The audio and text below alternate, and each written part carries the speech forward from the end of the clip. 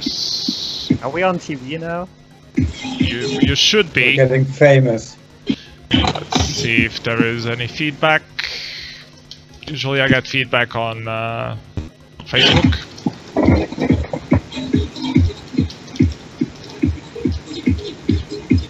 Yeah, it's already working on Facebook. That's good. Go live. Share it on... Did you manage? Of course it's gonna give me a different link. Of course.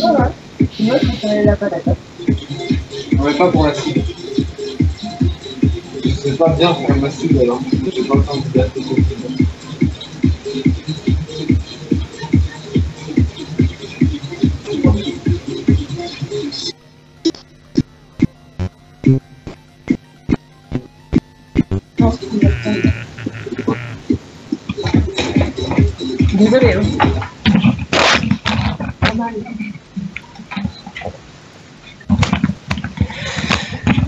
Hello. Hello. We should already be streaming, so be aware of that. Well, not on Facebook, because they suck. Trying to get it working. But we should already be on Twitch TV and on YouTube. I hope.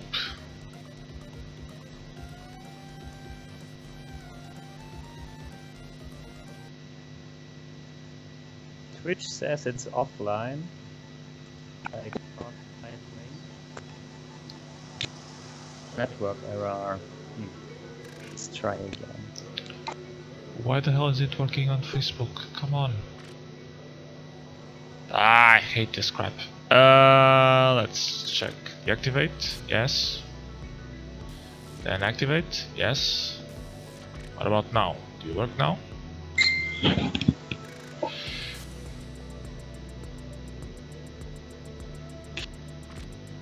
Right, okay. I just stopped it and restarted it now, just to check if I can fix the Facebook thing. Okay, now it seems to be working on Facebook. Quoi? Hein? Oui. Go live. Okay, now we should be live on all platforms, so time to spam the address.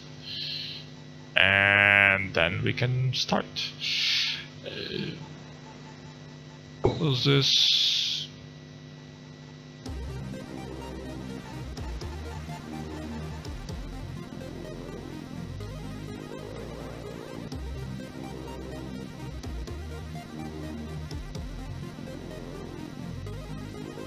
Alright, is it live on Facebook? Because now everything is black. I fucking hate Facebook. Okay, let's check if it's on the normal page.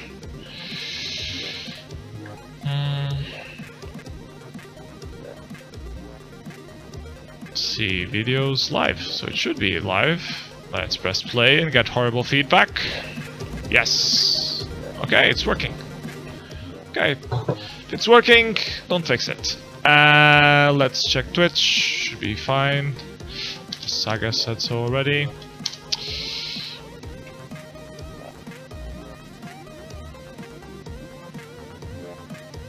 Yes.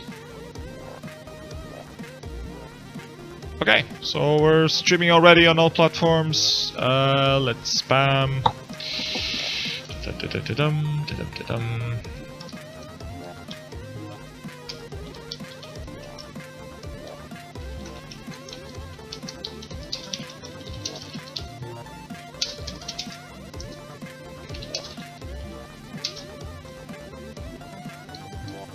Looks like a split on the revision channel or something on RCnet. Which is not nice, but well, it is what it is.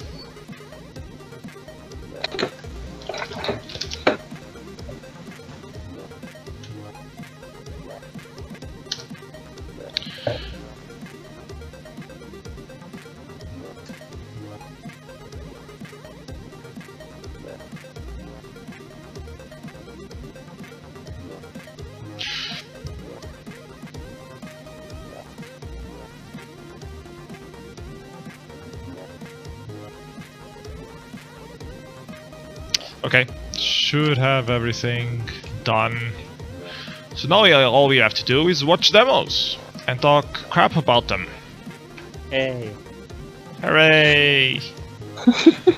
So what was the latest demo party you guys been to? I know, Saga, you were at Evoke, right? We didn't meet, but you were there. Or we met at the dance floor at least? Yeah, and the deadline after that. Oh, you went to Deadline, okay. I didn't go to Deadline. I organized Deadline, so I should have better been there. Ah, you're a Deadline organizer. Okay, I didn't know that. What about you, Lycan? What demo party was your latest one? Function.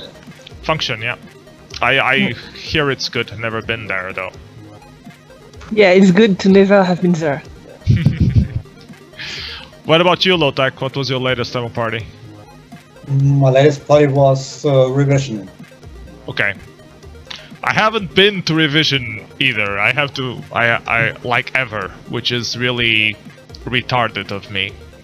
With all respect to retarded people. Yeah, I'm gonna go there in 2018. I need to book my tickets. I mean, I was there only for the competition, so I wasn't there the whole 4 days. So just went there, saw the compo, and went home. Yeah, yeah. It's about 2 hours or so from my place.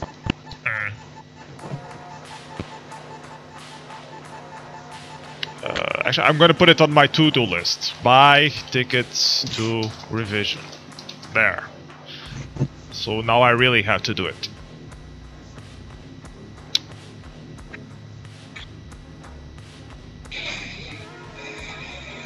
So what do you guys think of the releases from Deadline?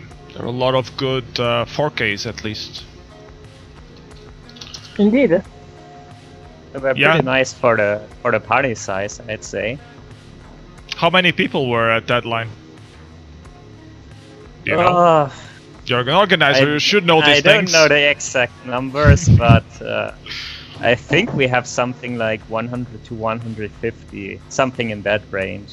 So it's still relatively small. I guess it's fine. Yeah, and like I think like the hall that the party is being held in has been renovated and has some more space now actually. So like we have the possibility to expand in future years. That's always good. So you're gonna be another Evoke or another Revision. There are too many parties in Germany. You guys are too efficient at organizing demo parties. What do you mean too many? It's just everyone else doesn't have enough of them. Except for Finland maybe, and Sweden I guess. Finland only has like 4 parties a year. At maximum. Yeah, if you count, but I mean, one of them is Commodore only, the other one is Atari only, and they are like so small, they're like 100 or 150 people only, they're not like big people, and big parties. And then you have assembly of course, but then everyone is at assembly, not actually at assembly. So, strange. Hello Remena, welcome to the stream. Let us know if there is any audio or buffering issues, if you please. Just when you said that, the audio from your part sounded very strange all of a sudden. I think that was perfectly suitable. There is a trick. If you speak very long sentences, Skype will try to send everything at once. So if you do like more pauses in your sentences, it breaks down less. So, pro tip for you right there. Okay. We learned this the hard way on several interviews, like for example Navis' interview, where he was talking, the moment he reached interesting stuff, his connection would start to crumble and no one would understand anything, and he would just keep on talking. Which is, well... So we will just say 1 or 2 words at a time, and then it will be... Okay. When you say it like that, it just sounds creepy, but... But yeah, well, I mean, accent. Yeah, the German accent makes up for it.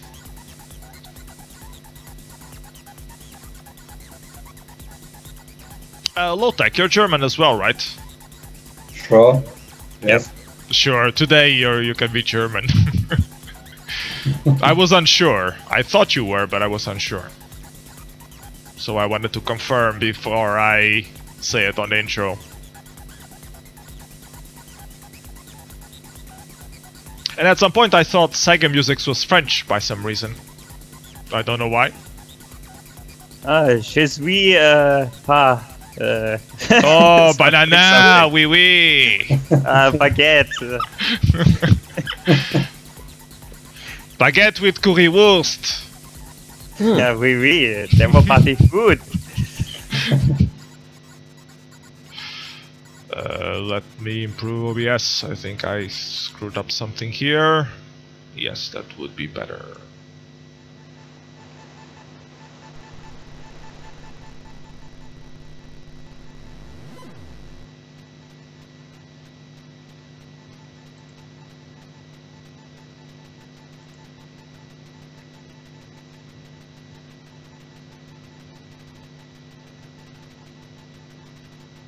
Okay. Real-time fixing stuff. I guess I live close enough to the French border to be mistaken as a French. But then it's the same for lotek, I guess. Yeah, I mean, we live 20 kilometers or so apart from each other. Yes. So Germany is such a small place. Just strange. Why do you have so many parties if it's so small? It should be bigger. And most of them actually concentrate like in the same part of Germany, like mostly southwest. Well, then there are the exceptions of Nordlicht and Deadline, which are kind of like people from the north complaining that they have no demo parties there, so they finally did something about that. And now they have their own demo parties as well.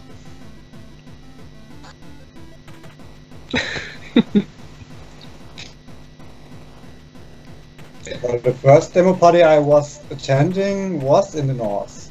So It kind of shifted, like with Mecha Symposium being in the north and then Breakpoint and Revision in the south. Yeah, And yeah.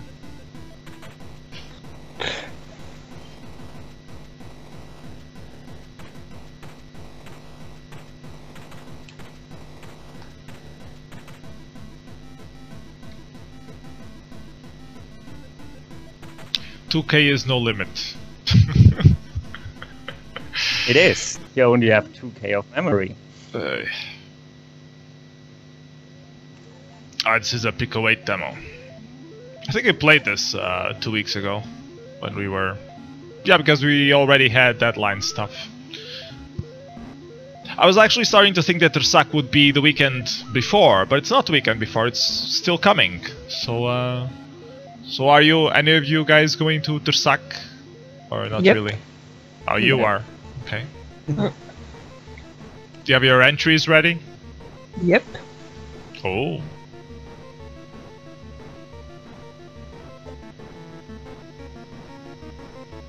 You know it's bad luck to finish stuff before the deadline.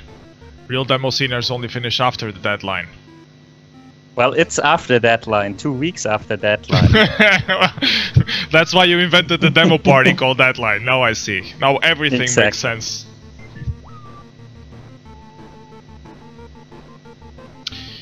Ba, ba, ba, ba, ba. well, it's actually a demo from Heaven. He's a coder from the Atari 8-bit.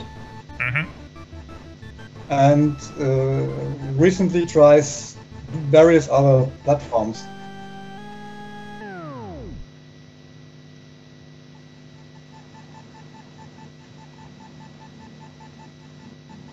Everyone seems to be very excited about the Pico 8 or doing stuff for it. Seems to be a cute little platform. I was checking it, but then I realized that you had to pay for the SDK, and that was what pretty much set me back from actually trying something for the Pico 8. But it seems pretty cool platform. I think it was included like in some of the other Nexolawful games. If you bought any of them, like then you got the Pico 8 for free. Or I think I have it, probably from some Humble Bundle or something like that. And I lost track of all the stuff I got from Humble Bundles. So you can go to the Humble store and get a listing there. Yeah, it's just too much stuff. It's like, I think, close to 200 games or something like that. And at some point I just stopped buying the bundles because I already had the interesting stuff anyway. I still get some of them, and then I put them up on Steam gifts, so I get some points that I can level up to get more Steam gifts for other stuff. But then you end up going to Steam gifts like twice a day. But it works. It's a decent community. I like that site. It's pretty good. Humble Bundle got bought by IGN. Did you hear about this? Yep. Yeah. So people are saying that they're going to be like totally sell out and ruin, destroy the website. So curious to see.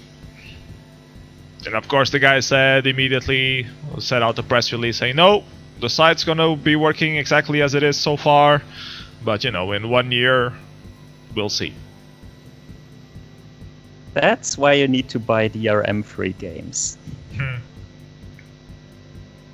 Well, they are DRM-free on Humble Bundle. Most of them are DRM-free. I think most of the stuff is actually just Steam keys these days, which makes it pretty pointless to buy it at Humble Store. They usually have both available, you can download, but not all, I agree with you, not all of them. It used to be a lot bigger percentage had a DRM-free download.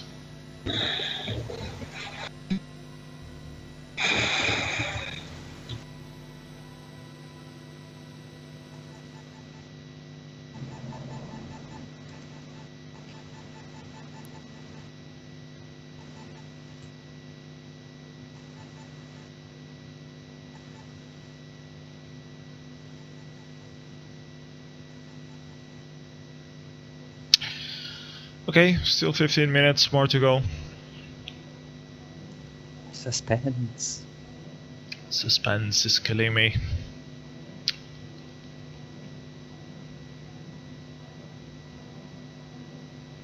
So Saga, do you actually code? You were talking about QBasic stuff. I do code a lot. I code mostly OpenMPT, and that doesn't leave a lot of time for other stuff, to be honest. It's really taking a lot of time, and it's fun doing it, but yeah, basically I have stopped most other projects, and like I really want to do a game again at some point, but it's just like I'm kind of a perfectionist, and then I don't even get started anymore. Like when I was a teenager, it was like I would start on so many game projects, and in the end the only thing that would be done would be the menu screen, because you know, that's the most important part of every game. Yeah, the title screen with some effect and stuff, and then just gameplay. Who cares about gameplay? Actually, I submitted one of these menu screens to the Gravedigger compo at Nordlicht, I think last year or 2 years ago, because like it looked nice, but it didn't do anything. Like, yes, that's the most important part of the game was done.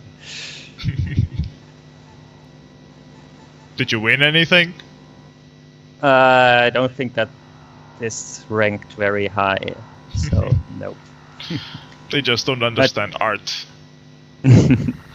But yeah, I didn't really do a lot of demo stuff, because like, I guess you could say I'm not very visually creative in some way. Like maybe I get the idea for doing one effect or something like that, but like I have no concept to do a full demo.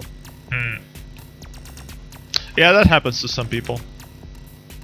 There's actually a I think it's not on YouTube. Otherwise, we would probably have added it to the playlist. There is one demo that I did all by myself, and it's really crappy, but that was actually on purpose. So is that the tribute to the Alberts? Exactly. Yeah, it wasn't on YouTube, I think. I can double check. I mean, I'm pretty sure it's not. It's probably not worth watching. You just don't want anyone to watch it. No, it's not on YouTube, sadly enough. Yeah, I think that's the closest to doing a full demo that I ever did, like on my own. And for those who don't know, the Alberts do all their demos in QBasic. Because they can. Actually, that one was Amiga Basic, since the original prod that I copied was an Amiga prod, and QBasic is for MS-DOS. So I did my tribute in FreeBasic, which is like a cross-platform continuation of QBasic. Like it's mostly compatible. Like you can port most of the programs.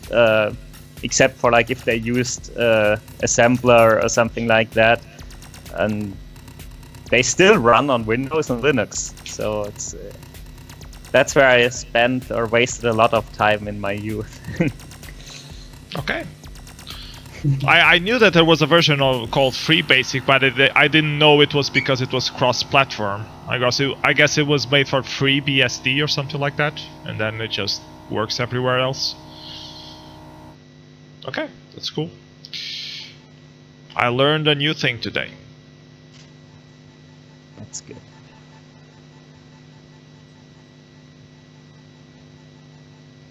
Hold on, I'm gonna trap my rabbit while he's in the cage. That sounds like a euphemism for something.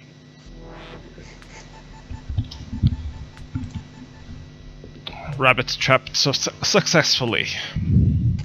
I just asked if that's a euphemism for something. If Chatting it's what? your rabbit. A euphemism. Yeah. No. Like if it's... I have two rabbits. Your rabbit. I have two rabbits. Cage.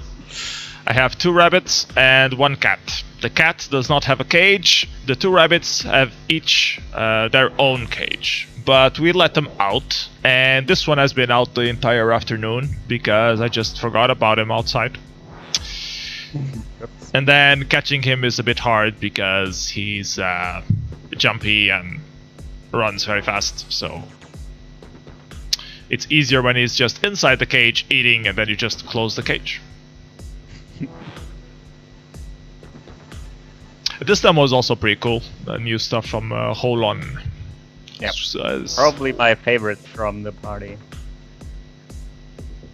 It was made for a new guy, I think a Brazilian descended guy or something like that, who is a designer and was just using Pandur's tool.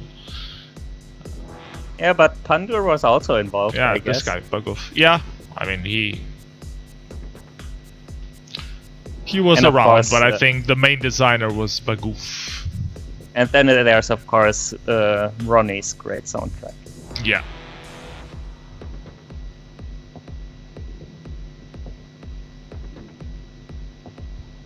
But you know, they at least they could have cleaned the lens before shooting the demo, you know. It's a bit dirty. Yeah, like they spend so much time doing all the geometry and they don't remember to clean the fucking lens. Amateurs.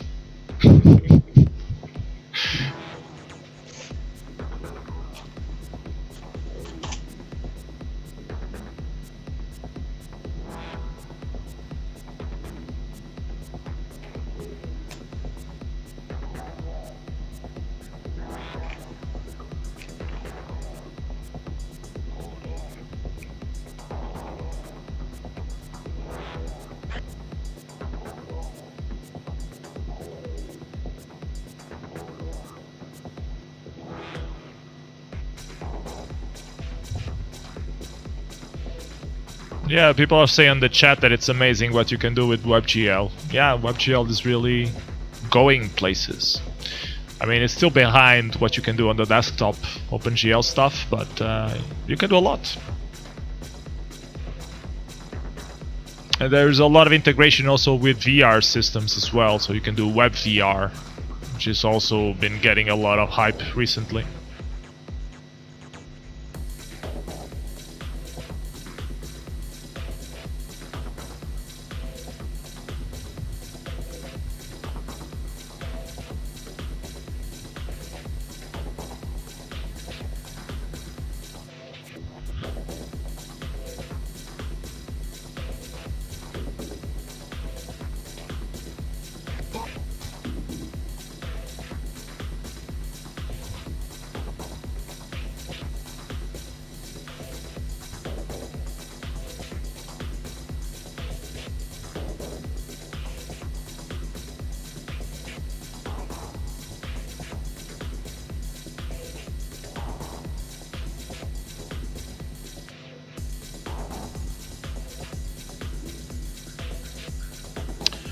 Particles everywhere.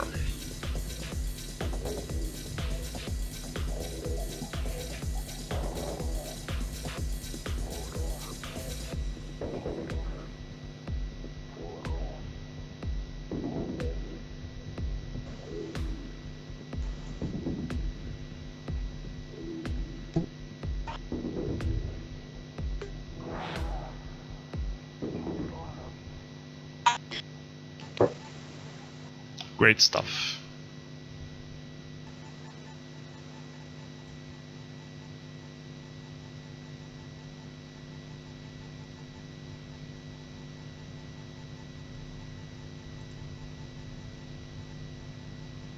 And this is the 4K from Nobi. Very cool stuff as well. Very atmospheric. It's like a dark version of that Mercury 64K.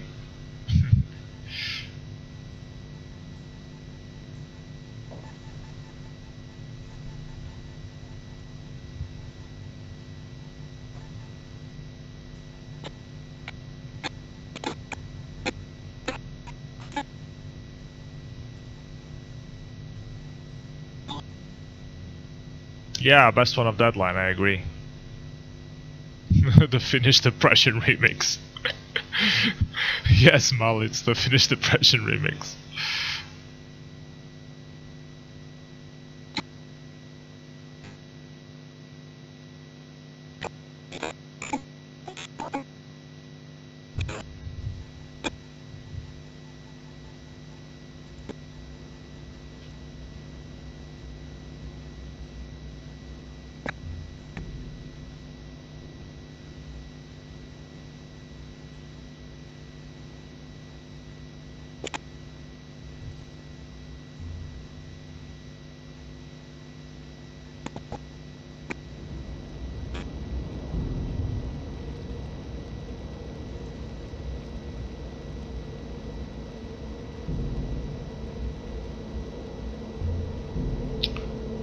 The fact that people complain doesn't look like realistic water.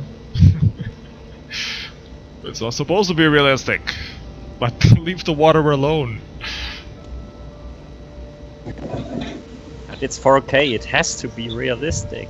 Yeah.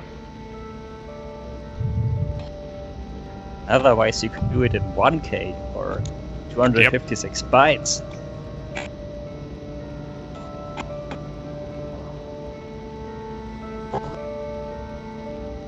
It's like elevated without the cheerful melodies. Yeah, elevated Finnish remix.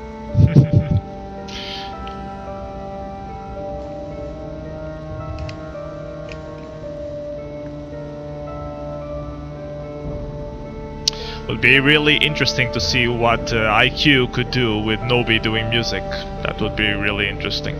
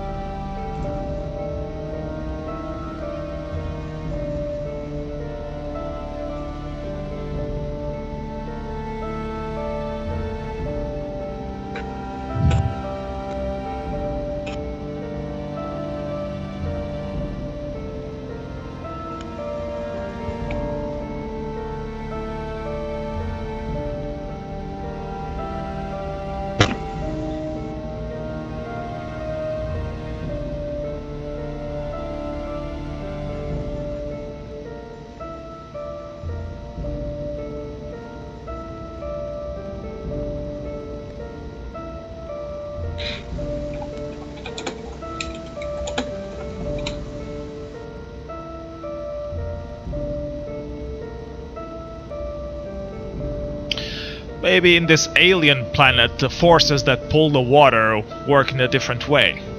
You just don't know, because you haven't visited the planet. It might make sense. I think someone mentioned that it looks like ferromagnetic liquid stuff. Ferromagnetic, yeah. So maybe that explains things. Yeah, maybe there's huge ferromagnetic movement underneath. You don't know. Maybe their moon is ferromagnetic.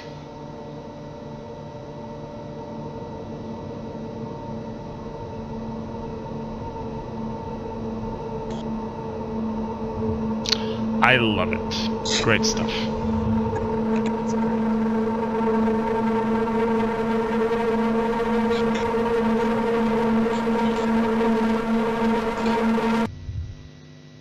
Yeah, then the impact.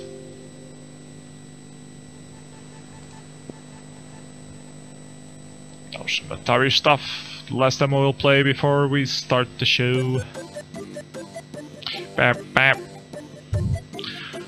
I will terrorize your soul.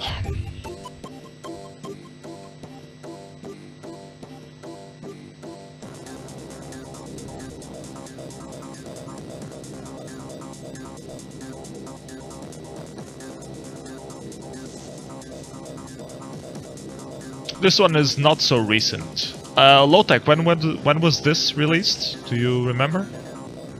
Yeah, sure. That was the winner of the Fright Bits 3 in 1995. And was one of the first appearances of our group. Ah, okay.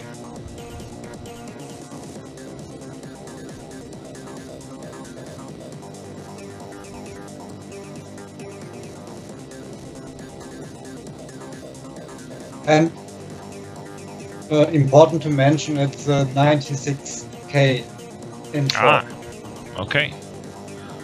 Back when they included graphics in their intros. Hey Evil, hey Am, welcome to the stream.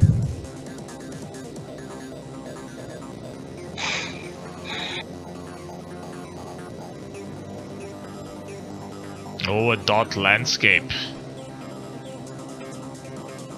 Is it a car? Is it a rabbit? No, that looks like an eagle. Changes. Yeah. Pegasus. A Pegasus, okay.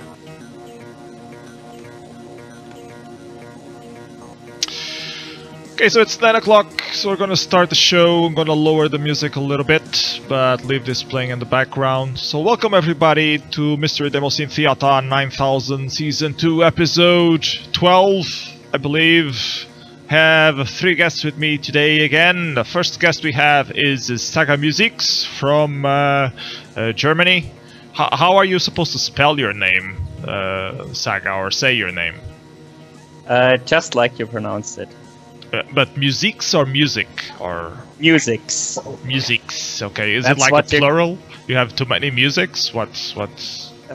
That's what you come up when you are 14-year-old and need a handle. So Okay. I cannot. Fair enough. I cannot tell you for sure. So Saga unfortunately had some webcam driver issues, so people out there, if you have a Hercules webcam, or if you're thinking of buying a webcam, don't buy Hercules, their drivers suck. So there you go. So that's why he doesn't have video right now, sadly enough. Then we have Lycan from France, from the LNX group. Hello Lycan, thank you for joining us. And then we have lotek style of the Sirius Corporation. Hi. So I guess we'll start with Saga Musix. So Saga Musix, tell us, how did you get into the demo scene? How did you end up with us? So I didn't directly start with demos. I started programming games in QBasic on MS-DOS. Basically, already when it was too late for MS-DOS to still be relevant, like around 2002. But I was still on a Windows 98 machine back then, so... You could still boot to DOS. Yeah, like you can. I mean, that was still basically the best system for running both Windows and DOS stuff. You could directly do it in Windows. And so I started downloading all kinds of sound systems for QBasic because I always wanted to have music and sound effects in my games. And there was, like, one of them was a really shitty tracker. Where you basically had to enter the notes in a way like if you want to enter a C, you press C. If you want to enter an F, you press F. And like not a chromatic or piano-like scale. And like I made a couple of tunes with that. Didn't know about like a sample-based trackers. Like the music in this demo, by the way, was made with the same tracker. So it was an ad-lib tracker. And I downloaded all kinds of other crap music software basically for QBasic. And one day I downloaded something called Bells, Whistles and Soundboards. That's that one library. I do know. That's a library by Xylem Limbs of Renaissance. And so that thing can actually play mod music in QBasic games, which was really damn impressive for me because like you couldn't do that directly in QBasic. So obviously the library was written in assembler or something like that. And then I found my way, like I read the manual of that thing and it mentioned something like if you want to write high quality music, download Scream Tracker. And luckily, the first thing that I saw on Google, that was in 2004, was not Scream Tracker, but Modplug Tracker. Huh. So I downloaded Modplug Tracker and made my first horrible attempts in that. And then I kept using it. And then a few years later... Hold on. Back up a second. Why the hell were you learning BASIC in 2000 to begin with? Did no one, like, tell you to use, I don't know, Pascal, C? Like, what was the logic behind BASIC? Well, like, my brother tried to introduce me to Java when he was learning it at university, but I found it very boring because you couldn't do annoying PC speaker sounds or blinking text or whatever with that. So I took the QBasic.exe from an old text adventure that we had lying around. So like there was this German PC magazine called PC Games, and they had on their CDs they had this like a section where readers could submit their own programs and stuff like that. You submitted something? No, so there was some guy who submitted some really stupid but funny text adventures, and I played them, and then I basically just found my way to load. Like they were spread with like the QBasic interpreter and IDE plus the source code. So I launched the IDE and opened the source code, and then like I started writing my own crap, just like doing the same thing as he did. So copy paste. That sounds immensely high tech.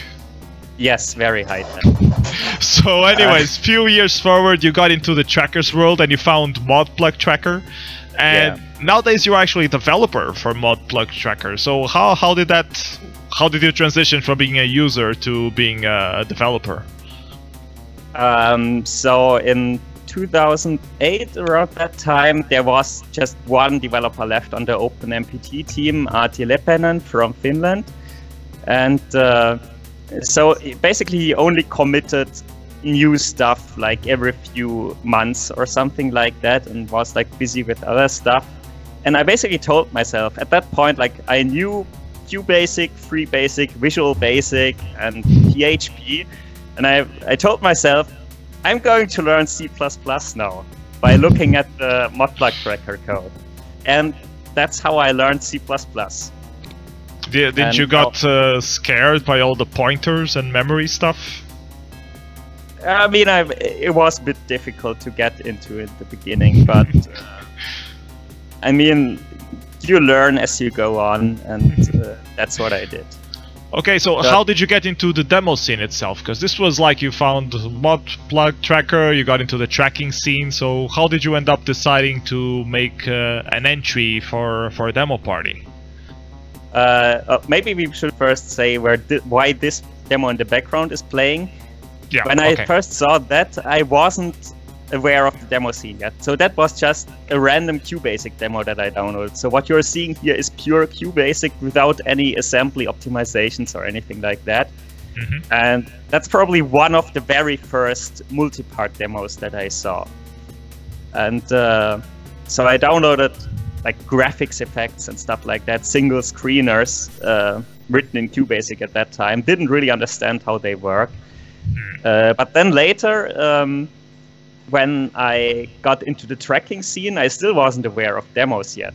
But I read an article on Mod Archive about some scam artist from the US who stole, like, I think the Second Reality soundtrack and the Fountain of Sighs, which are both two very famous modules, and put them on the CD of his band. And of course, since they were very famous modules, people instantly found out and spammed his guest book and everything. And in the end, like, an article about this was written and put on the Mod Archive website.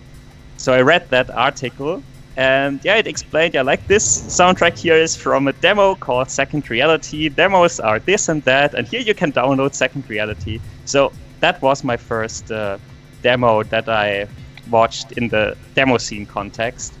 How did you decide to become active? Like, when did you first have the idea to create this thing that we're watching now, which is called Pixelated Dreams? That was just 2 weeks or so before Breakpoint 2008. So, like, Breakpoint 2008 was my first demo party. I just turned 18 at that time, and I decided to go there with a school friend who did the graphics in this one. And of course we wanted to participate. Like, I already had a tracked music entry ready for the streamed music compo because there was no tracked music compo at that time. It didn't pass pre-selection, so this was my only... I mean, there were like 60 entries or something like that. So this was my only entry. He rendered the graphics, but there were a lot of problems, like it didn't render fast enough, so he dropped the frame rate and cut out scenes and everything, so it was really not a very pleasant to watch wild demo. I mean, like, it's not rendered in real time, but it's stuttering because the frame rate is so low. But yeah, at least, like, we did something for the party, and it was kind of nice. Okay, I restarted it a little bit so to give you a little more time to speak about it. So in 2008, that was your first demo party at Breakpoint. Exactly. How did you get more involved with the demo scene then? I know you made some stuff with Nuance that we were going to play next, like this. So are you part of Nuance? Are you part of the group, or you just did the guest music for their entries? No, I joined them in 2010, and this was the first production I was involved with. Like, before that, I was in Gravity, which is like a group of, like, I don't know how many people were in there or how many are still active, probably no one of them. But they were mostly also like free basic demos, and I made some soundtracks for that. But then at Evoke 2010, I think, I was asked to join Nuance, and I was like, yeah, sure. Like, I was actually kind of surprised that someone would want to have me in their group as a musician. And making the soundtrack for this invitation was one of the first things I did there. Like, so, the first thing. How did the collaboration work between Nuance? They just asked you for a track, or were you part of the creative process? How does it work? This was basically just me writing whatever soundtrack I wanted and then sending it to them, and got some feedback like, add more bass, there is no bass. But I think there was nothing in the sense of like, like collaborating on the structure of the demo or anything like that. Okay, so just standard. I'm gonna make some music, see if you can make any visuals out of this. Yeah, exactly. Well, that works. It depends on the groups, but that works usually fine. Lycan, people are making bets on the chat at what time your cat is going to kill you. If it's now or later. Do you want to place some bets yourself, or? No, it's okay. I just feed her, so it will be fine. So it just ruined the whole betting system. Yeah. I was gonna ask you other guys if you share your the same process as Saga Musix just described. Like, how do you do demos with your group? Do you usually just provide whatever the people give you, or is it more of a collaborative process? So I guess Lycan, do you want to answer that? I'm gonna pause this demo a little bit. Yeah, well, it depends. Most of the time we saw a demo who kicked us, and we are like, hey, we should do a demo like that. That's pretty easy. But how do you define like what kind of music it is? Do you just throw ideas until everyone agrees, or? Most of the time we might have a general idea, but Extreme makes music, and then I listen to the music and ideas come up. Okay. What about Yeah. you, lotek? How is your creative process? Is it just feeding people tracks and hope they do something cool with them, or? Yeah, it depends for what the music is needed. Maybe it's an invitation or something, then you can drop everything. And if it's a big demo, you have to figure out what works best. So it's I especially design music for a demo differently than something for a small screen or something. Yeah, that's pretty standard, I would say. Okay, so let's keep watching Saga Music's playlist. Next we have another invitation actually, but this time for @Party, which is a party in the United States. So you actually had a Nuance member living in the United States, isn't this correct, Saga? Saga. Saga. I don't know, or I don't remember right now how we got to make the invitation for that party, because at least none of the members who did the invitation were at the party. At the @Party. I think it was Raven that was living in the United States at some point, and was involved like around New York area or something like that. I might be mistaken. That's the idea. I don't know that I of have. that. And, it definitely wasn't around that time. He was in Germany at that time. Okay, so I don't know. I might be talking out of my ass. So, what can you tell us about this demo? You just made another music. Were you happy with the outcome of the demo? Let's say I had a bit more customization work to do here. For example, Okeanos wanted the lead sound to be replaced, and like had to cut the soundtrack a bit short. And then later I released like the full version of the soundtrack, like the full-length version. And yeah, he basically he sent me some video captures of, for example, the scene that you're seeing right now, so that I would have a kind of feeling what the demo would look like in the end. Okay. And this was in 2011 already, so... Yeah. For a revision, when it was still new. Okay, so this was your collaborations with Nuance, and then you got into collaborating with another group called Saint Vincent and the Grenadines. So how did that come about? Mostly because quite often at demo parties I was sitting next to Halsey, who is one of the coders and a good friend. And so it started out with like just brainstorming stupid ideas at the party place. Like he was often doing small Nintendo DS party productions, like little games or something like that. And we would just brainstorm some stupid ideas at the party, and then I would maybe provide sound effects or help with the graphics and providing soundtracks. Okay, we have one specific 4K from St. Vincent and the Grenadines called Negative Space that we're gonna play now. So what did you do on this one? Just the music? Just the music. It's my only 4K so far, and the first time I was working with Forklang, so it's mostly preset sounds because it was, again, done directly at the party. So I didn't really have time to get into the user interface of Forklang and hand tuning all the instruments. Like, I did change some of them, but it's mostly presets and like just random melodies quickly written down so that we would have a soundtrack. Have you done any other Forklang stuff since then, or was this your only experience? Okay.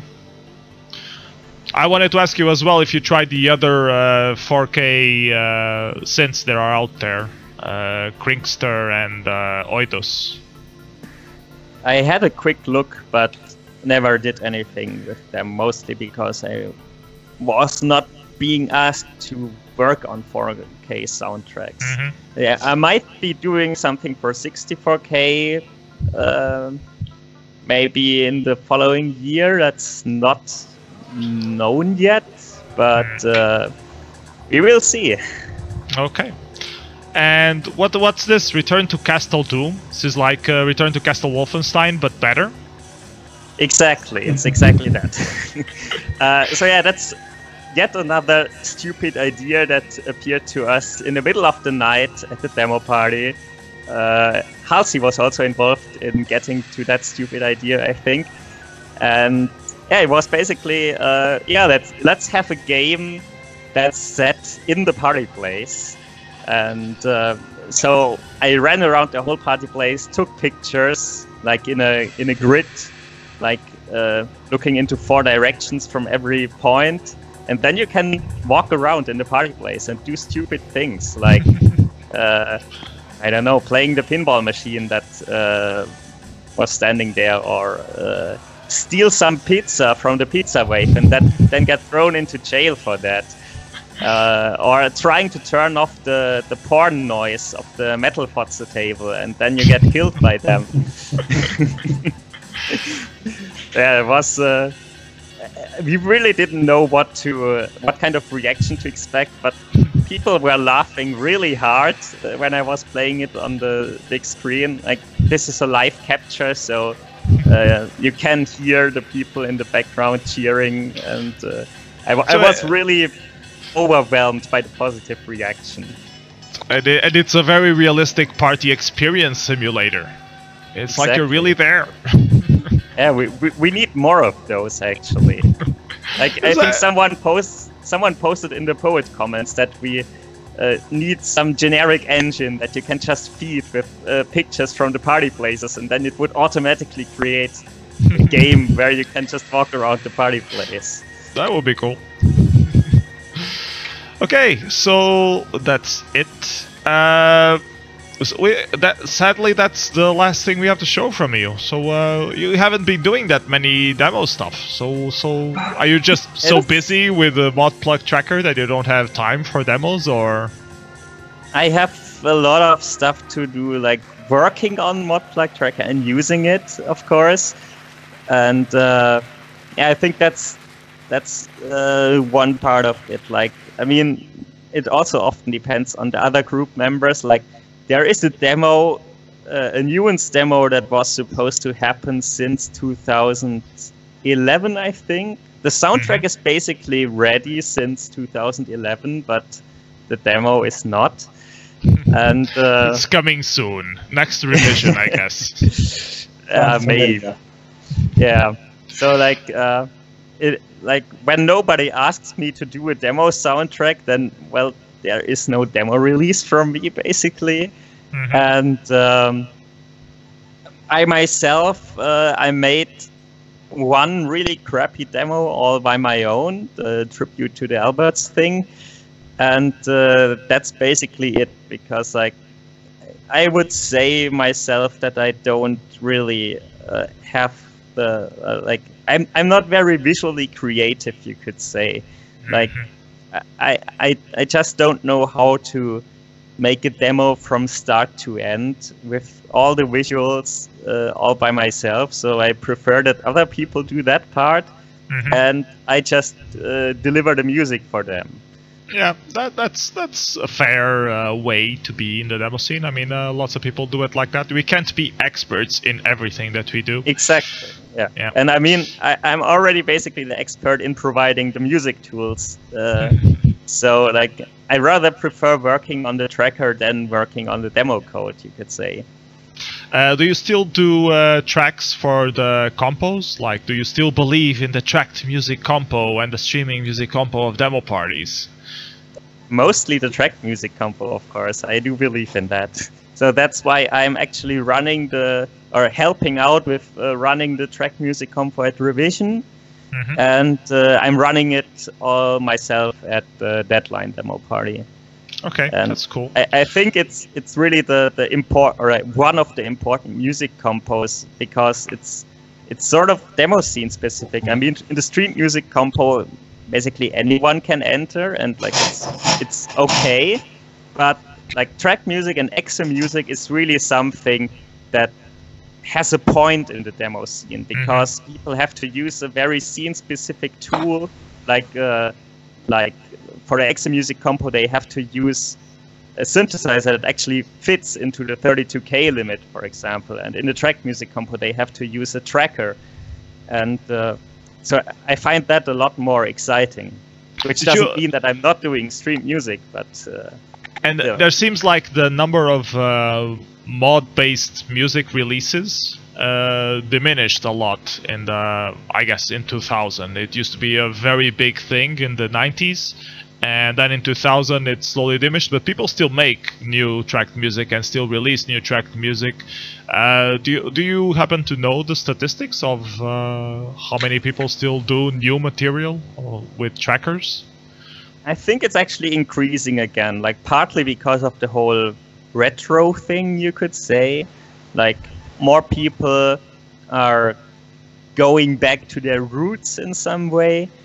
And then, of course, trackers are also evolving. Like in OpenMPT, you can, like, for 15 years already, you can use VST plugins, which you couldn't do like in the early 2000s, when people were really hot for this new technology and wanted to have higher quality sound and everything, but they couldn't have it in Fast Track or Impulse Tracker. So they went to use Cubase instead or something like that. But I think now many people are actually, for example, coming back to Renoise, where they can go back to their like old school workflow, but still use plugins at the same time. And so like, I wouldn't say that the trackers as an interface are dead. Like maybe some of the older, harder to use trackers are like not being used that much anymore. But there is no reason why people would stop using like this Excel sheet like interface, because you can also use it in a modern fashion. Yeah. I'm sorry, I'm trying hard not to laugh, because Mali is saying that every time you say tracker, it sounds like tractor, and that the whole discussion is about farming. Okay, that was actually funny, Mali. Mali is usually not funny, he's just sad on his jokes, but this one was actually funny, so thank you for that one. I think there's also the music software called Tractor, so but that's not tracker. With a K, yeah. From Native Instruments, I believe. That's also good for mixing VJ stuff. Anything else we can talk about Sega, or does anyone have a specific question for Sega Musix? Please let us know on the chat.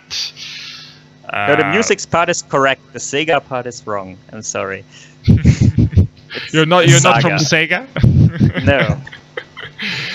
Okay, so let's move on to our next guests, and then if there's any more specific questions about tracking stuff or specific questions for Saga Musix, we can go back to it. So, Lycan, how are you doing? You Fine. Good? Let's start watching some demos. And I asked you earlier on what demo got you.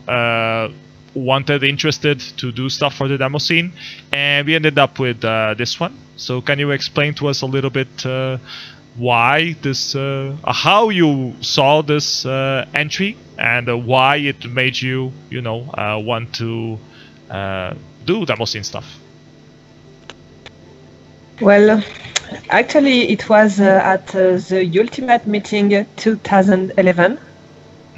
I went here because of Viklund, actually, because he was my friend, and he was like, "Oh, you should go to demo party and stuff," and I was like, "Sure." And actually, at this moment, I already like 8-bit stuff, like pixel art or chiptune stuff.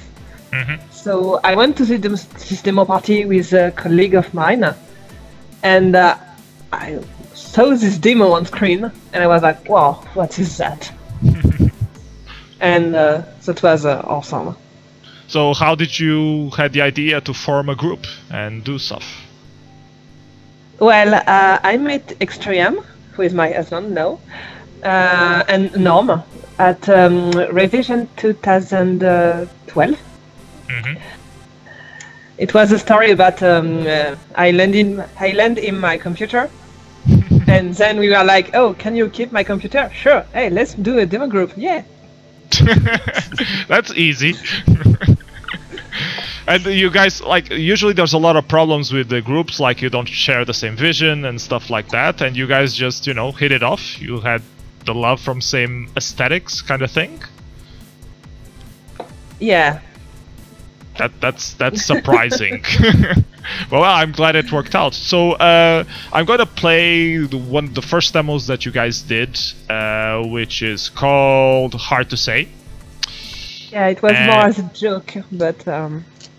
and it was released at Demo Days 2012, which is the successor to the Boensley demo parties.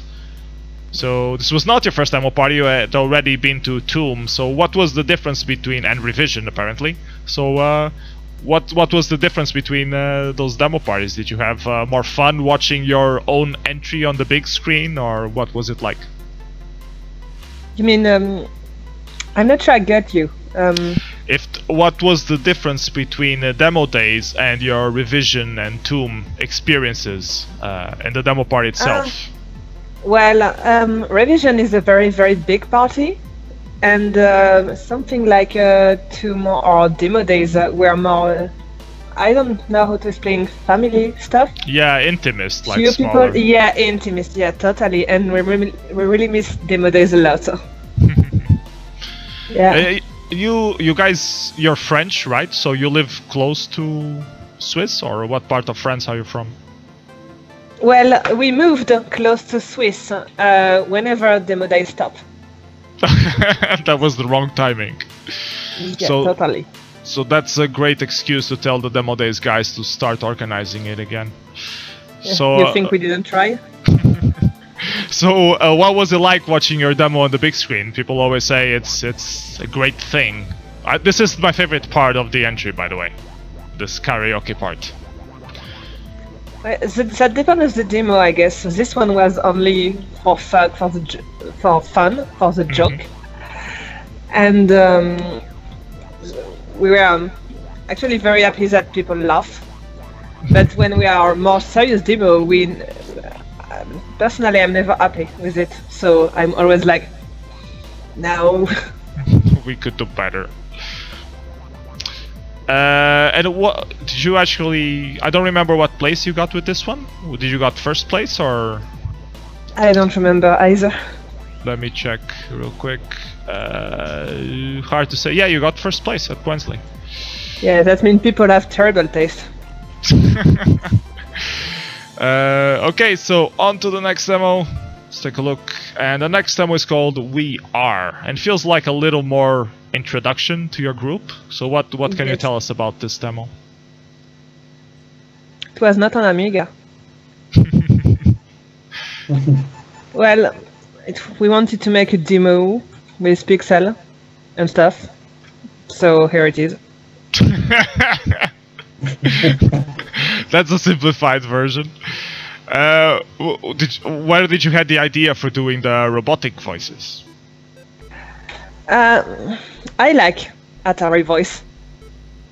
Actually, you know this demo called We Are Fucking 3LN? Yeah. Yeah, I really love it. So I was like, oh, I want to make something with the voice like this. Of course, it was not the same voice, but... Okay, so that's your inspiration. I don't think it can be an inspiration because it was nothing to do with the pixel stuff, but... yeah, sometimes it's just a bunch of, oh, we should do this.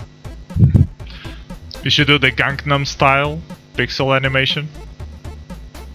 Yeah, well, don't judge us. No, I'm pro Gangnam style. I have nothing against it. You know, I'm all for Korean culture. It's important. So actually, it was more a private joke within the demo group, so we got it. okay, and you got another first place with this one. You got first place at the Ultimate Meeting in 2012. So you just So you got used to always winning first places. Were you like surprised by this, or? No, because we street people, so.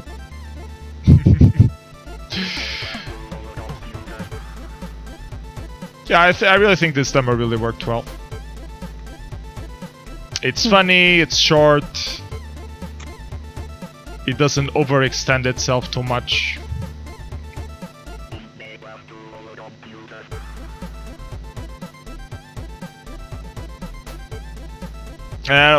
What do you do for a living? You're a designer, illustrator? Graphician. Graphician, okay. Do you like work on games? Yeah, I did work on a game, Too Dark. Okay. Yep.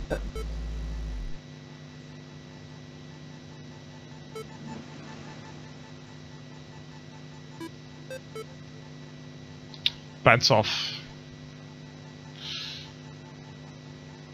Okay, so these demos were more 2D, and then you guys started doing some more 3D stuff. Yeah. This one is called a bar, and the soundtrack for this one is ridiculous. In a good way. So what was the idea behind this one? What was your inspirations to doing it, or where did you come up with the idea? It was something like Extreme wanted to make something like more I don't know how to say. Techno-ish? Yes, flashing? techno-ish. Yeah, with non-visual stuff. Oh, I can't find the word. Abstract. Ah, okay. Abstract, yeah. And I was like, sure, do what you want, because I have no idea about abstract stuff. And it was like, hey, I did some line, and I was like, yeah, cool. What can I do? Lines are abstract, yeah. And I was like, I don't know. I have no idea. And it was like something abstract, and I was like, try to make a city, I don't know. So he comes up with a building, and I was like, oh, we should have add a character, and it would be a ball. So. But you know, if you have buildings, it's no longer abstract. Yes, but it's not really. And for the greetings part, actually, it was a kind of bug. Who made the line like this, and we're like, oh, it's look good. Let's keep it. Yeah, totally.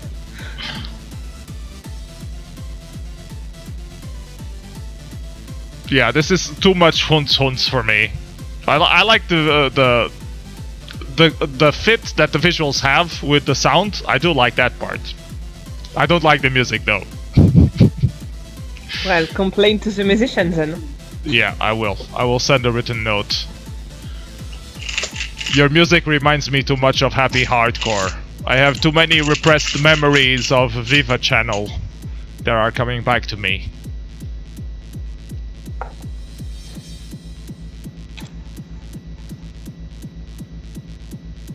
Okay, so that was Codabar by Lycan.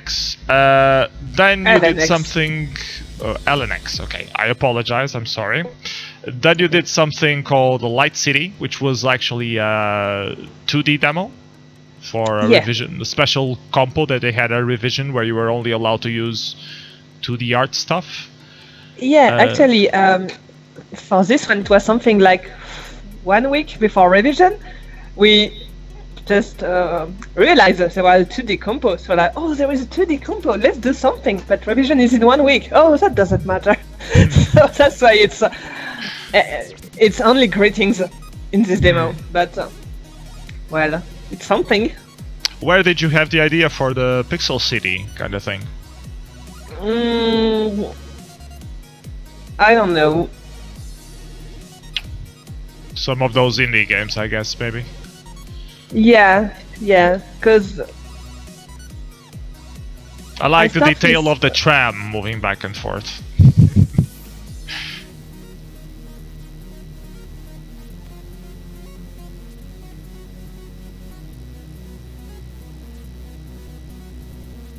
it's not even real pixel art. Like it's fake? Yeah.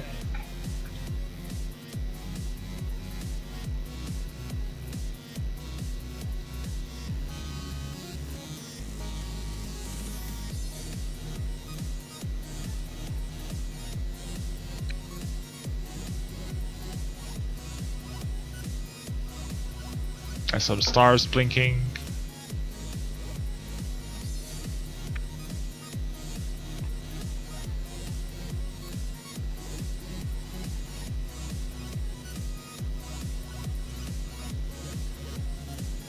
So, how the hell didn't you guys got nominated for the Newcomer Awards of Scene.org? Or was this, or did you guys arrive on the year that Scene.org stopped giving awards? Because you won first place at the 2 parties you competed in, so it's strange that you didn't get any award for that. Because they don't like it. Actually, Norm did get the Newcomer Award, I think.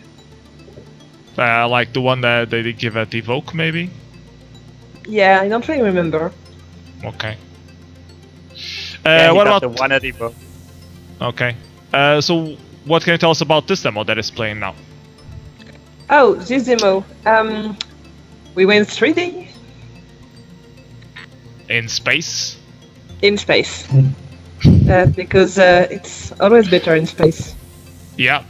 It's like Machete. And then Machete Killed, and then was Machete Kills in Space. And they say it's the best sequel ever. And if you don't know what Machete is, you should look it up. It's the best movie, the best action movie ever. It has nothing to do with this demo whatsoever, except that the third instance is in space, of course. You have a space station. We just copied Mercury's demo. Some light trails. So, how was it like doing stuff in 3D instead of 2D? Was it like, were you learning to do 3D modeling stuff at the time, or? Well, when it's on 3D, you can blame the software and the coder. That's always useful.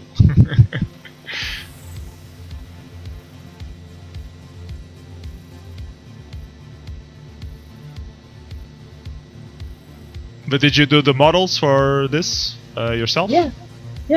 What software do you use? 3ds Max and Substance Painter. Okay. Actually, I learned how to use Substance Painter for this demo. They say it's good. I never used it, but they say it's pretty good to do material stuff, I heard. Yeah, totally.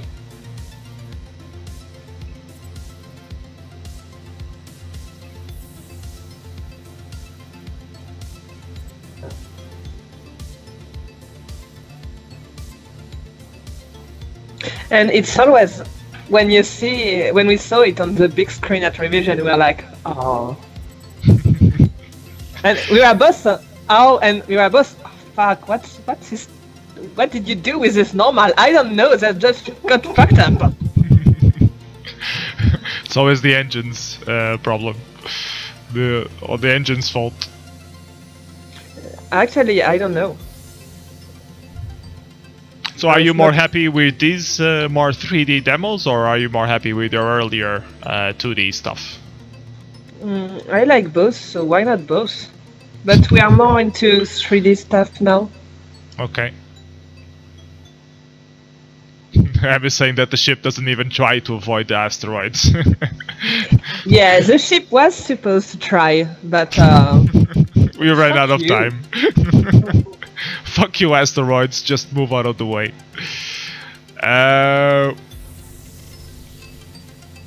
And this is not LNX, this is RUX. How did this end up on the playlist? I don't know, this must be a bug. I have no idea who these guys are. And apparently they hated revision. Yeah, we all hated revision. And they made a wild entry about it. Not a wild, it's a hatred compo. Was at UC8. It was demo has. I think it's your best demo ever. The Conspiracy Awards. Yeah. And hello Kevin everywhere. So when I first saw this, I laughed my ass off. Yeah, and I like all the drama it was around Kevin, so of course I put in it. Then it continued on your prod page.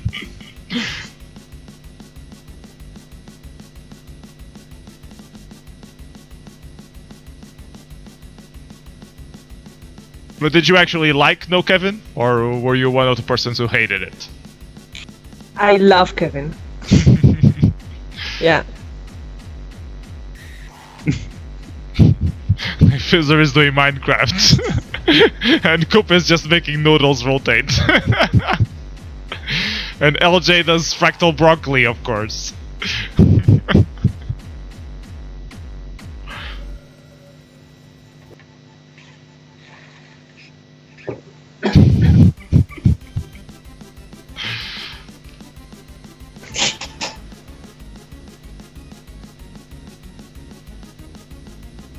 The pedo bear chasing the little girl from the demo. Yeah, I'm sorry. And this reference, this is from the LOL internet video from JCO, which is also awesome. Best plot job ever.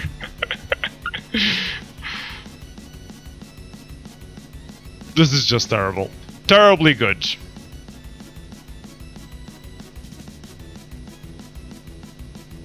So what are you guys planning on next?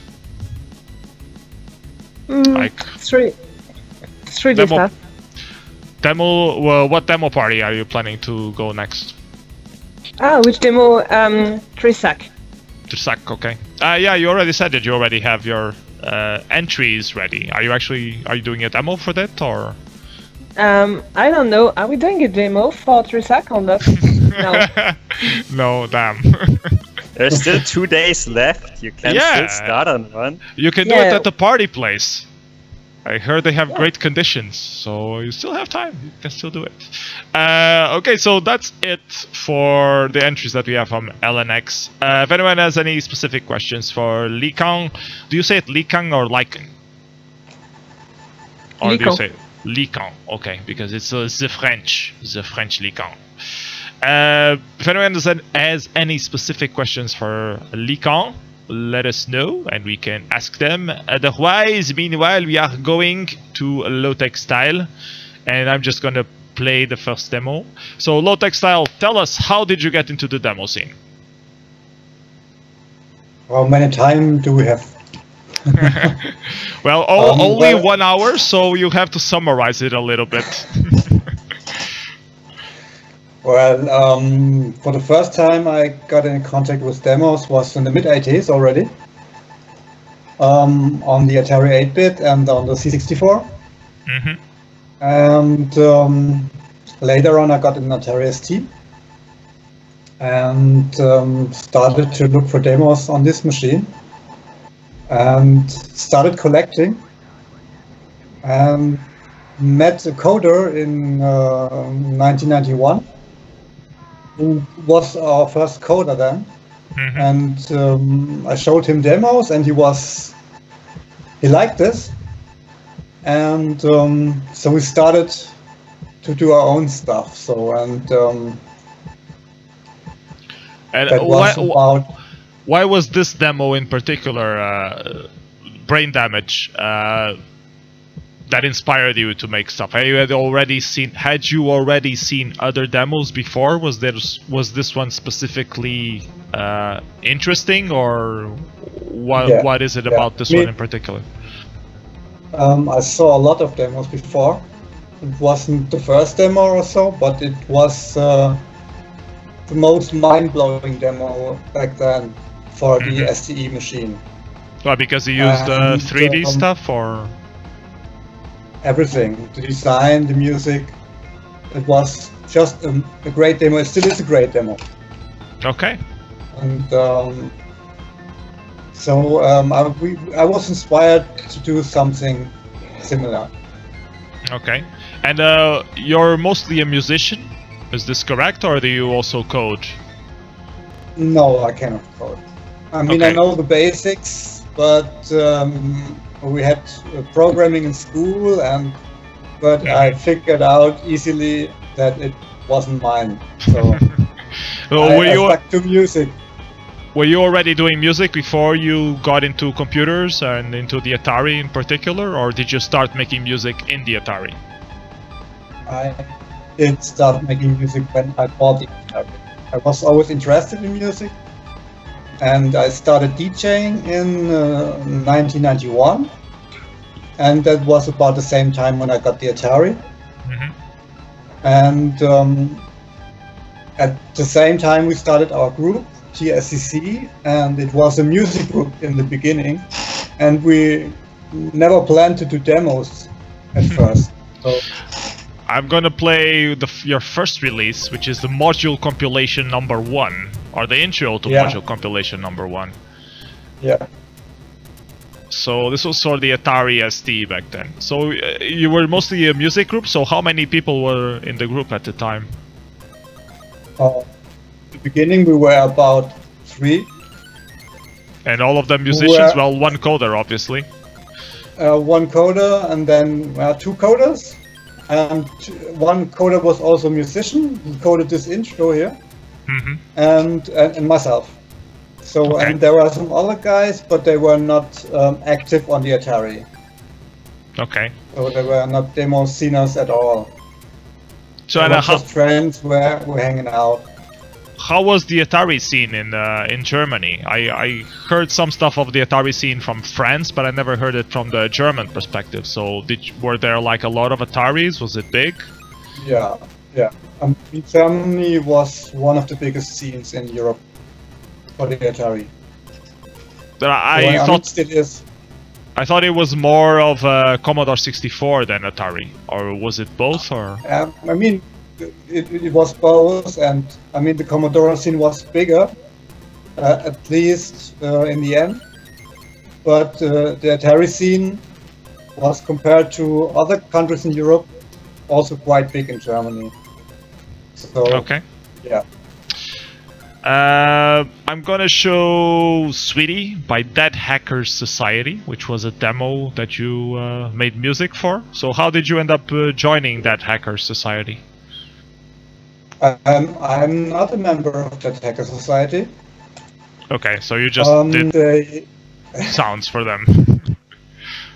Yeah, I mean the main coder, Evil, asked me about, I mean, a week before or a few days before the party, because the musician didn't send in anything, so they hadn't a tune for the main part. So I did this tune in a few hours and sent it to Evil, and they used it finally. So, and the musician who was supposed to do the music was 505, I think. But he wasn't ready, I guess, and he didn't send the music in time. So well, were you happy with the end result, though? Do you like the demo? Yeah. I didn't like the result of the placing, but I think we only got third place or something like that. But yeah, I like the demo because it's the first demo from Evil he did for STF. He usually coded for STE. So I was happy with it. Okay. I guess we can skip it and go directly into another demo. We have Stone Tower by Falcon Users Netherlands. But you're not Dutch. How did you end up doing music for this? I mean, that's usually supposed to be an intro for Undercover magazine, which was a disc mag where I was an editor. And the guys from Falcon Users Netherlands were friends who did an intro for us, and I did the music for it. Simple as that. Okay. You're also a member of Demoscene. So, and you were a gloperator in Poet. I was actually, I was the one who added you as a gloperator in Poet to exactly help us with the Atari ST part of it, because I needed people who knew the Atari scene well, and you seem to be archiving a lot of Atari ST stuff, so can you tell us a little bit about that? Is this just a compulsive obsession that you have to collect all Demoscene stuff from the Atari? Or do you have any specific goal? How did you get started? Yeah, well, I'm addicted. I started collecting, I think, when I got the Atari ST, and did my first CD-ROM in 1995 or so, and then started on releasing CD-ROMs after CD-ROMs, and after a while, I mean, CD-ROMs become obsolete nowadays, and the space is too limited for all the stuff. I mean, my archive now is about 62 gigabytes, containing stuff for every Atari platform, mostly demo stuff, and all parties, beat party videos, party pics, everything. And I made this here. Yeah, the food geology. Yeah, it's and it's on a SD card. Oh, that's more useful than a DVD. Yeah. So, and it's a 64 gigabyte SD card, and it's nearly full. So that's the ultimate compilation of all Atari stuff. That's the ultimate compilation, and I'm still collecting and still finding new stuff. So it's, if you think you know everything, you're wrong. Do you have all the Atari computers, like hardware? Mostly. Yeah, how good are the emulators for the Atari stuff? Like, if you get that collection, can you watch everything on emulators properly, or should you get like specific hardware or some stuff? I use Steam. There are two emulators, or three emulators, which are really good. There is Saint, Atari, and Steam. But Steam is the most usable for me. So it's the best one to use for me. So I think there were some issues with the Falcon and the TT emulation that wasn't very complete or something like that. Yeah. I think it was the one emulator. Atari has Falcon emulation included now, which is okay, yeah, but still not 100% accurate. So they still have a lot of work to do. But you can at least watch demos, some of them, and do screenshots for Demoscene. That's fine. But if you really want to watch the demo, use the real hardware for that. Okay. But for SD stuff, it's quite okay. I mean, you can watch most of the stuff in Steam or Atari, and they play quite fine. Even the sound. The sound was a big problem in the past. But they improved a lot. Okay, now we're watching one of the demos that it's one of the demos that you're most famous for. It's called Beams. When it came out, it got a few awards, I believe, even. So what can you tell us about Beams? Yeah, I mean, I don't know about awards. I mean, we got second place in the demo combo. And we took 2 years to finish it. So, and then we showed it at Evoke, I think, in 2005, where you saw it first. The whole demo is a visualization of Neuromancer. I mean, if you know the book by William Gibson. Yeah, that's what I really liked about the demo, was the references to cyberpunk stuff. Yeah, I mean, it's the first part of Neuromancer in visuals. So, if you know the book, and I mean, I'm thinking about Panther Moderns that are a terror organization in the book, and there are a lot of references to Neuromancer. So we are stealing data in a database. So yeah. Yeah. Yeah, I love it. This is one of my favorite Atari demos, actually. And most of it because of the soundtrack. It's so catchy. I mean, some people really hate it, the vocals on the sound, but I really think it works. Like the first time I heard it, it really stuck in my head for a lot of weeks. Yeah, I mean, a lot of people hate the vocals, but they didn't knew the original vocals. I mean, we tweaked them a lot with auto-tune and stuff, and they are quite okay now. So I'm quite happy with the result now. So because I'm singing and I'm not a singer, so for that it's okay. What do you do professionally? Are you a musician professionally, or? No, I'm account manager for an online shop. Okay. But you still do music all the time as a hobby, and you DJ still? Or no, I stopped DJing. I think in 2009 I had my last gig at Outline. But I somehow lost contact because also I love to play with real vinyl, and you don't get most of the new stuff on real vinyl anymore. Yeah. So I was a bit disappointed and didn't continue with MP3 mixing. Yeah. I checked this out a little bit, but yeah, it's not the same. And so I do music sometimes, especially when we do productions on the Atari. I do chip tunes, and recently bought Reason 9, the synthesizer program, and started to do a little other music. Okay. Again. Okay, I'm gonna skip this part, which is mostly blackness, and I think there's still some scenes, but then it's credits, I believe. So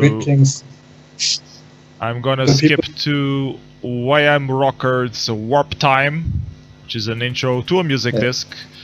And I mostly picked this one because you're also part of YM Rockers, which is somehow famous for doing Atari sound releases.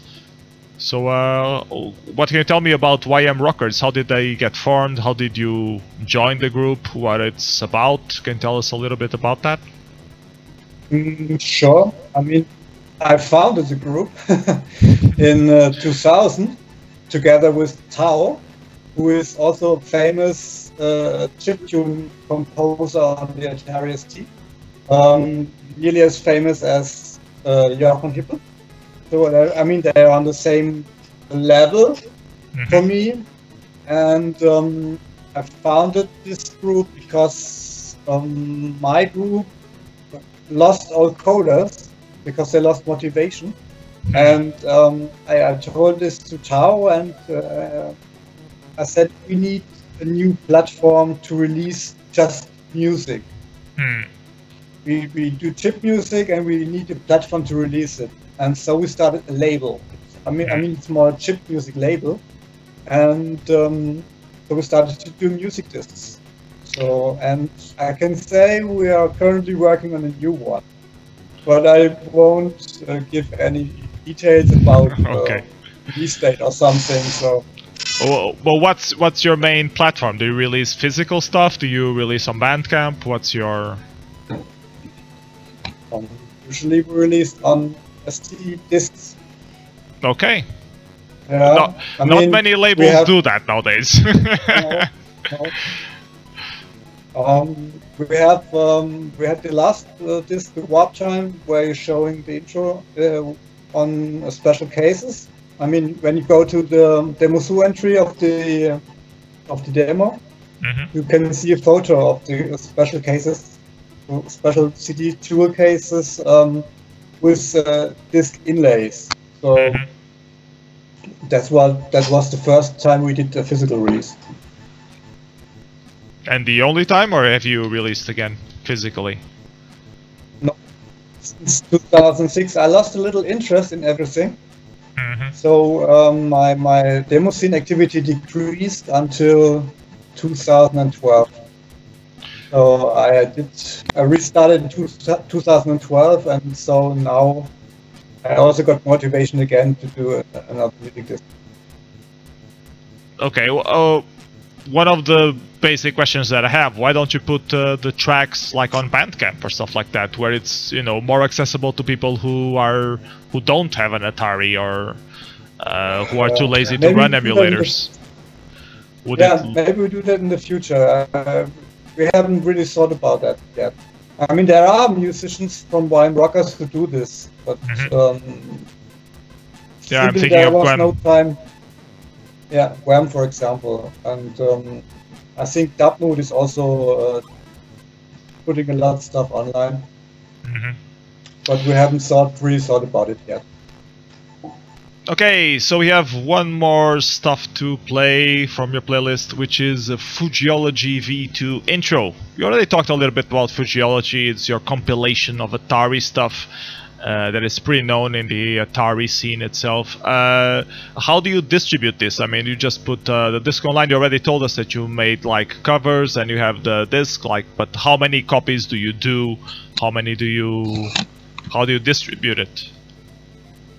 Just online. I mean, I first thought about producing some of the SD cards I showed you before, but it was too expensive, and I thought I just put it online, and it's just on the FTP, and you can go to fujiology.underground.net and just download it.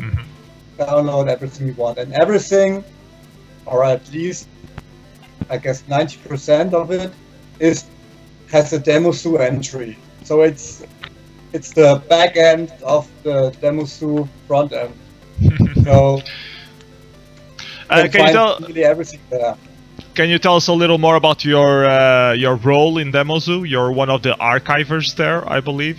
So what is the state of Demoscene? Like, some people say that it's the replacement of Poet. How do you guys place yourselves in? What are you working on next, like, to improve the site? Yeah, I mean, we only have very few coders. That's the main problem. There are a lot of tickets, open tickets for improvements and fixes and stuff, but we need more manpower. So if you're a coder, especially Django, get in touch. So, I mean, yeah, I'm one of the archivers, and I'm responsible for all the Atari platforms, not only the ST, also 8-bit, Lynx, Jaguar, everything Atari.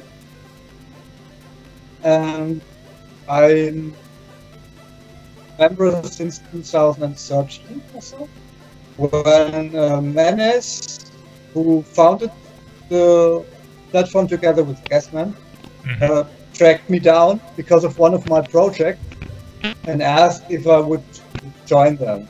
So I first wasn't sure, and I guess about 6 months later or so I agreed. And then I'm entering data like mad. Okay. Okay, so that's it. Does anyone have any questions for Lotek Style or Lycan or Saga Musix? If you do, please let us know now. And that's it. I don't know what else to say. It's been a good show. Thank you guys, everybody, for joining us so far.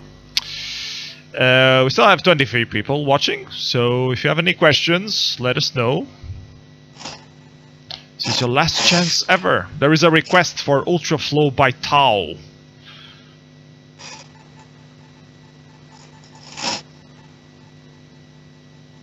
Question from Evo.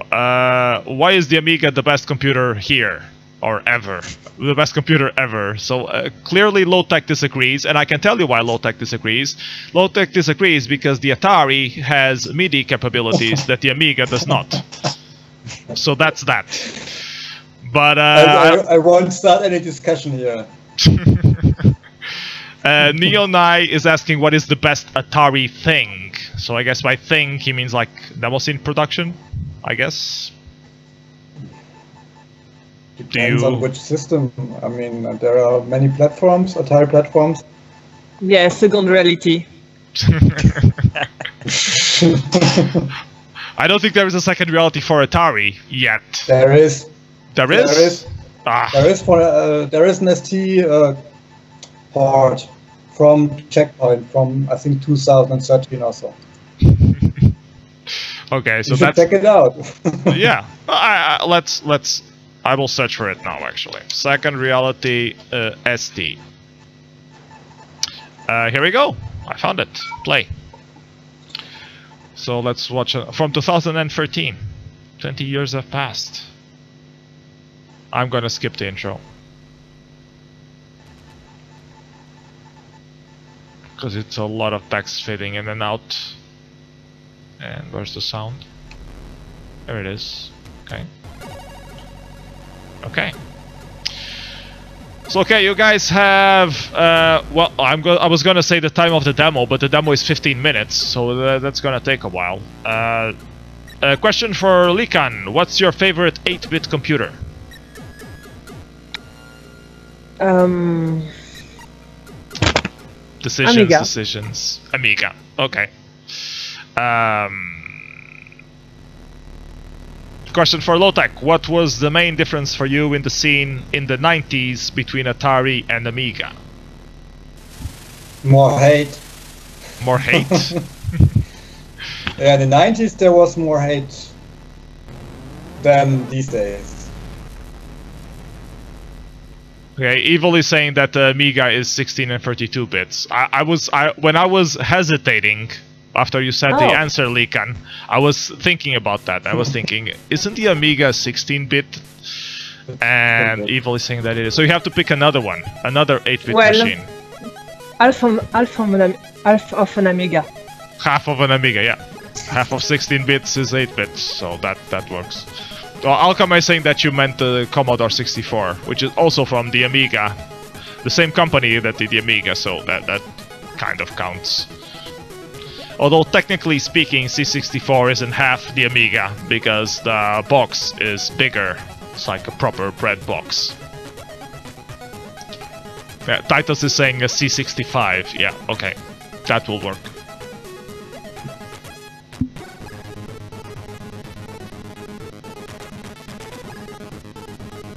Saga Musix, I have a question for you if you're still with us. Have you ever tried a tracker for the Amiga? I have pretty much like only actively used Modplug or OpenMPT these days, and that horrible tracker that I was talking about earlier for QBasic.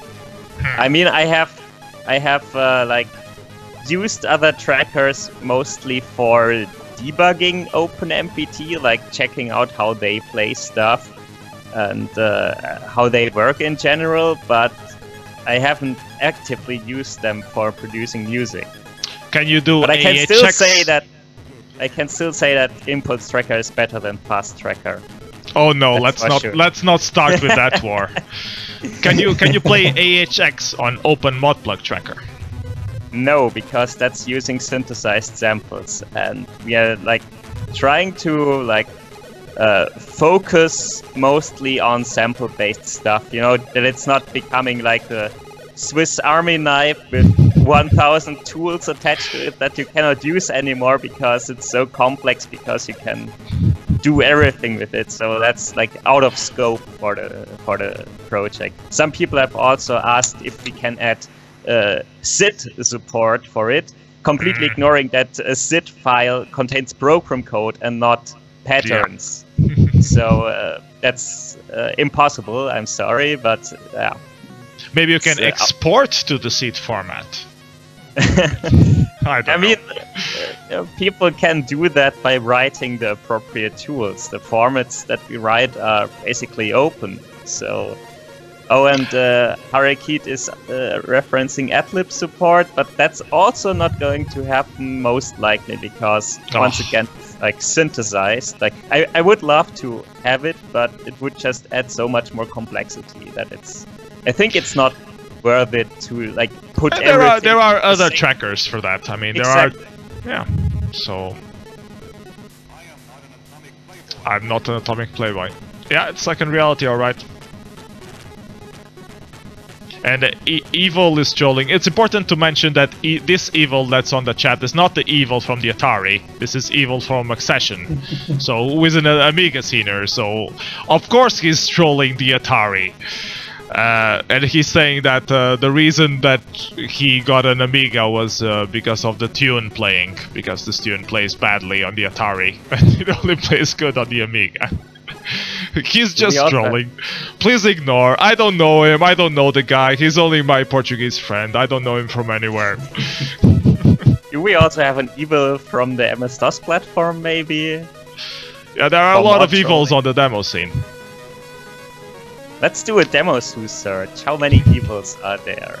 You provided me statistics on the most used nicknames on the demo scene, and Evil was not one of them. But we got some great suggestions for how to do like combinations of different nicknames for possible new names. I mean, that's how you do it these days. You take something old from the 80s and combine it, and then you have your new hip stuff. So why not do it with nicknames? I wonder when this hype of the 80s is going to go away. I mean, there's the whole retrowave and new retrowave thing going. Lycan, you were the next guys. You did a retrowave demo as well with like those neons and the car on the highway going into the sunset. That's getting so cliche. I'm getting so tired of that fashion right now. I mean, I'm into retrowave. I like those sounds, but I mean, it's been going for like 7 years. It's when is the next thing gonna come? I mean, when is the retro new wave of the 90s coming, you know? Do you know what that implies? Do you really want Eurodance to resurface like the 80s stuff does right yeah, now? I guess I don't. That's right. I wasn't thinking about that.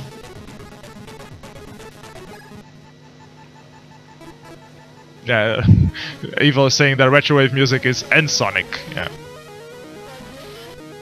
Still need a track as good as Take On Me, says Akama. You are correct. Take On Me is the best track ever, and definitely needs more covers.